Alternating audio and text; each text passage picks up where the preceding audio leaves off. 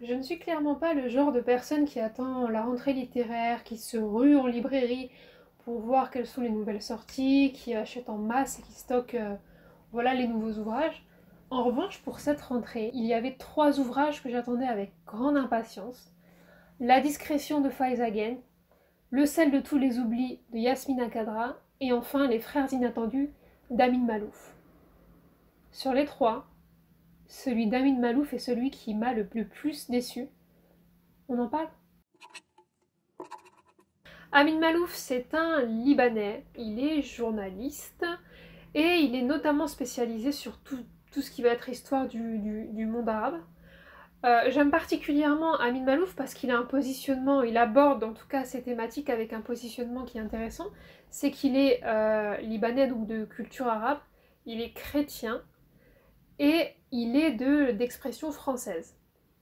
Donc c'est en fait toutes ces identités-là qui vont faire que quand il aborde un sujet, c'est toujours assez objectif, parce qu'il n'y a pas de parti pris. Ces identités multiples, ces caractéristiques multiples font qu'il n'y a pas de parti pris, et que ça va être assez bien construit, assez détaillé, et assez objectif. D'ailleurs, il en parle de toutes ces identités dans un livre qui s'intitule Les identités meurtrières, qui est un de ses meilleurs essais en tout cas. Voilà, excellentissime, je vous le recommande. Ce qu'il faut savoir dans toute l'œuvre d'Amin Malouf, c'est qu'en règle générale, comme il est de formation journalistique, il se fait un peu commentateur, chroniqueur de l'histoire. C'est comme ça que je le vois. C'est qu'il va prendre des faits historiques et qu'il va venir les romancer. Son premier ouvrage d'ailleurs, qui est Les croisades vues par les Arabes, et en est l'exemple parfait. Donc c'est un fait historique qu'on a nous l'habitude d'entendre d'une seule voix. Et il est venu du coup apporter sa petite touche à lui qui est singulière, qui est très étayée, qui est très objective. Et c'est un de ses meilleurs livres. La suite de ces ouvrages vont être de la même teneur. Donc on va avoir droit à La chute de Grenade avec Léon l'Africain.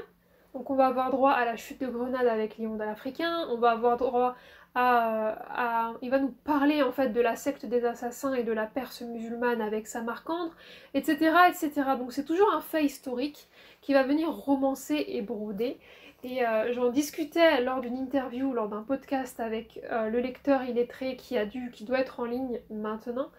Euh, c'est qu'on se souvient mieux en fait. C'est une excellente manière d'apprendre qui est une histoire commune, une histoire qu'on entend peu, de manière très... C'est compté, du coup on va s'en souvenir. C'est délicieusement raconté et vraiment ça va s'ancrer en nous. Donc il a toute cette partie conteur, chroniqueur historique, et il va avoir sinon une partie un peu où quelques essais où il se veut toujours commentateur de notre civilisation. Oui, il est là pour nous tirer sur les bobos de notre civilisation, ce qui ne va pas, ce qui ne va plus, ce qui n'ira plus, notamment dans le dérèglement du monde et le naufrage des civilisations. Donc voilà, pour son œuvre, elle est divisée en 2 thématiques précises, donc le chroniqueur historique et puis le chroniqueur de notre monde actuel. Mon livre préféré, c'est sans aucun doute Samarcande, pour Omar Khayyam, pour la Perse, pour la secte des assassins, pour ce manuscrit perdu au sein du Titanic. En fait, c'est tout un... Pour cette poésie, en fait, c'est tout un... Je trouve que c'est un livre, c'est l'un de ses livres les plus concis et un des livres les mieux amenés, en même temps les plus complets, les plus construits. C'est vraiment une pépite. Donc si vous voulez commencer par un de ses ouvrages en termes de roman, vous pouvez commencer par Samarcande, les yeux fermés. Et pour ce qui en est de ses essais, moi j'ai beaucoup aimé Les identités meurtrières dont je vous parlais et Le naufrage des civilisations. C'est pour ces raisons précises que j'ai décidé et que j'attendais en tout cas avec hâte de pouvoir me délecter de son dernier ouvrage, Les frères inattendus. Quand je l'ai reçu, j'ai été assez surprise parce que il abordait en tout cas la manière dont c'était présenté et c'était amené. Je m'attendais à être déçue. Si vous voulez, l'ouvrage, je l'ai là.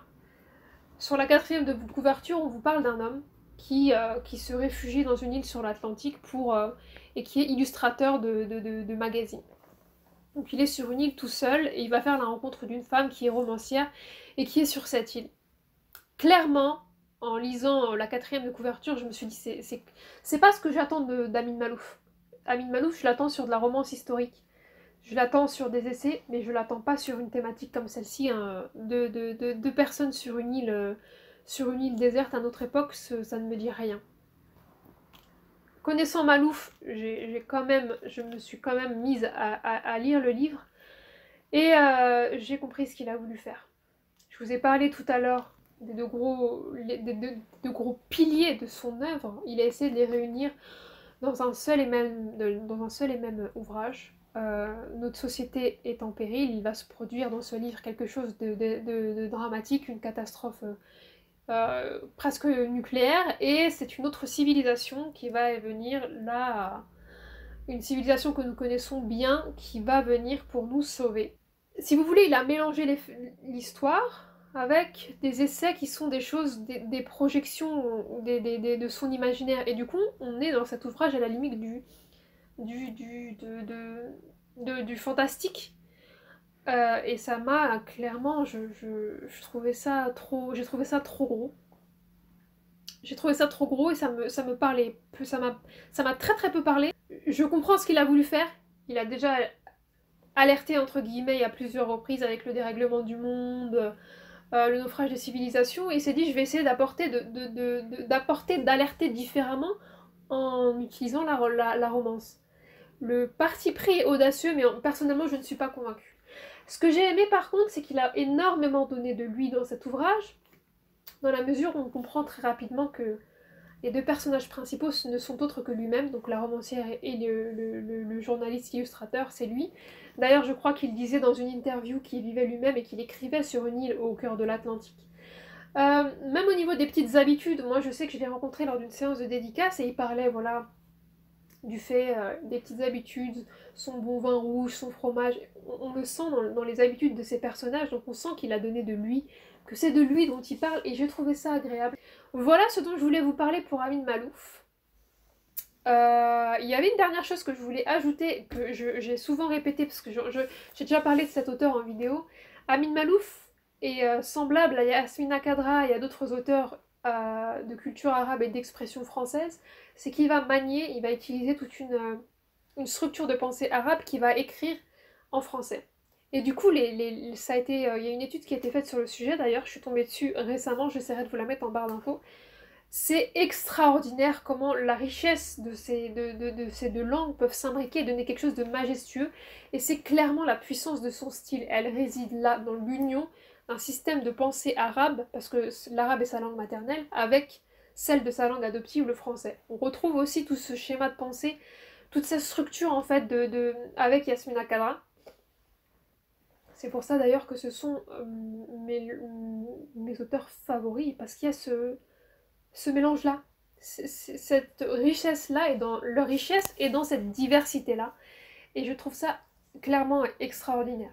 J'espère que cette vidéo vous a plu et on se dit à très bientôt pour un nouvel auteur, une plume ou une nouvelle vidéo. Bisous!